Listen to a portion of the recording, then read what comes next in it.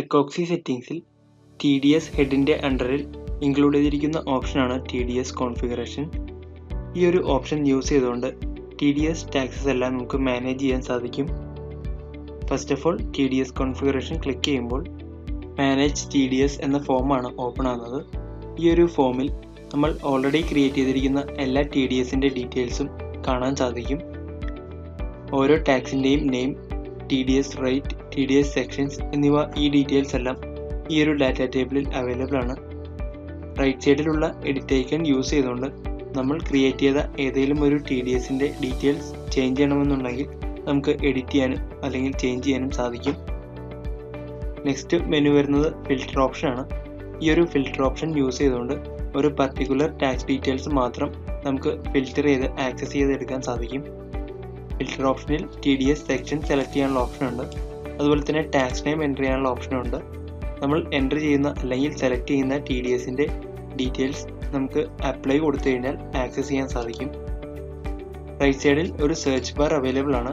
ഈ ഒരു സെർച്ച് ബാറിൽ നമുക്ക് TDS സെക്ഷൻ അല്ലെങ്കിൽ ടാക്സ് നെയിം എൻ്റർ ചെയ്ത് കൊടുത്തു കഴിഞ്ഞാൽ ആ സെർച്ച് ചെയ്യുന്ന ഒരു പർട്ടിക്കുലർ TDSൻ്റെ ഡീറ്റെയിൽസ് മാത്രമായി ആക്സസ് ചെയ്യാൻ സാധിക്കും. നെക്സ്റ്റ് മെനു വരുന്നത് ആഡ് ന്യൂ ഐക്കൺ ആണ്. ഒരു ന്യൂ TDS സെക്ഷൻ നമുക്ക് ക്രിയേറ്റ് ചെയ്യാൻ ആഡ് ന്യൂ ഐക്കൺ യൂസ് ചെയ്തുകൊണ്ട് നമുക്ക് ചെയ്യാൻ സാധിക്കും. നെക്സ്റ്റ് മെനു വരുന്നത് എക്സ്പോർട്ട് ഓപ്ഷൻ ആണ്.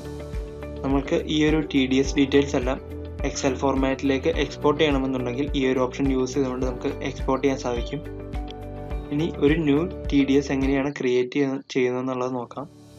ന്യൂ ടാക്സ് ക്രിയേറ്റ് ചെയ്യാൻ ആഡ് ന്യൂ ഓപ്ഷൻ ക്ലിക്ക് ചെയ്യുക. ആഡ് ന്യൂ ഓപ്ഷൻ ക്ലിക്ക് ചെയ്യുമ്പോൾ നമുക്ക് TDS സെക്ഷൻ സെലക്ട് ചെയ്യാനുള്ള ഓപ്ഷനാണ് ഫസ്റ്റ് ഓപ്പൺ ആവുന്നത്.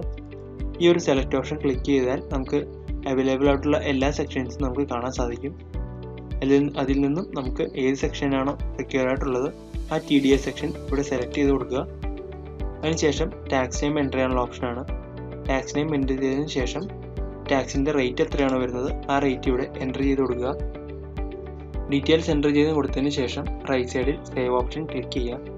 സേവ് ഓപ്ഷൻ ക്ലിക്ക് ചെയ്ത് കഴിഞ്ഞാൽ നമുക്ക് TDS സേവ് ചെയ്യാനും അതുപോലെ തന്നെ സേവ് ചെയ്ത ഡീറ്റെയിൽസ് നമുക്ക് ഈ ഒരു ഡാറ്റ ടേബിളിൽ കാണാനും സാധിക്കും. അപ്പോൾ ഇത്രയും ഓപ്ഷൻസ് ആണ് ഈ ഒരു TDS കോൺഫിഗറേഷനിൽ ഇൻക്ലൂഡ് ചെയ്തിരിക്കുന്നത്. Thank you.